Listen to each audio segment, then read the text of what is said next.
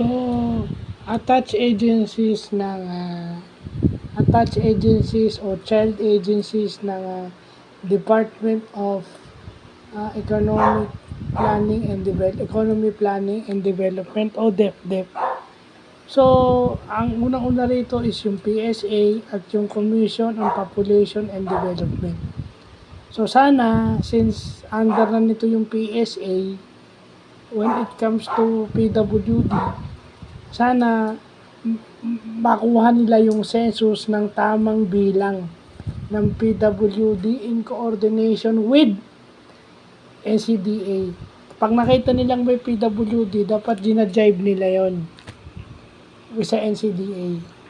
And then, pag nakuha na nila yon, dapat tinutulungan ng NCDA yon kasi yung NCDA is under DSWD. Di ba? Kasama sa Economic Council yon. So, sana mangyari na magamit yung census para ma-predict yung actual needs ng PWD, para ma-predict yung needs ng actual number ng PWDs na nasa NEDA. Kung ano yung bilang ng NEDA, ng ACDA, ng NEDA tuloy, kung anong bilang ng ACDA, yung needs nun, dapat napipredict ng statistics, which is trabaho ng DepEd. So, sa aking kumpadre, sa pinakagwapo, ayan. Siguro naman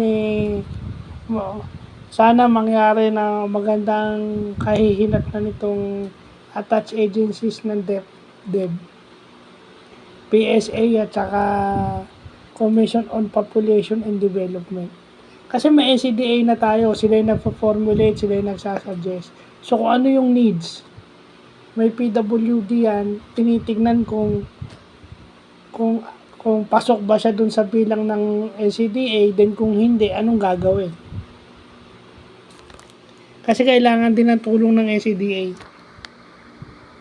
So sana mangyari, no? Yun sana ang wish natin. So, yun lang po.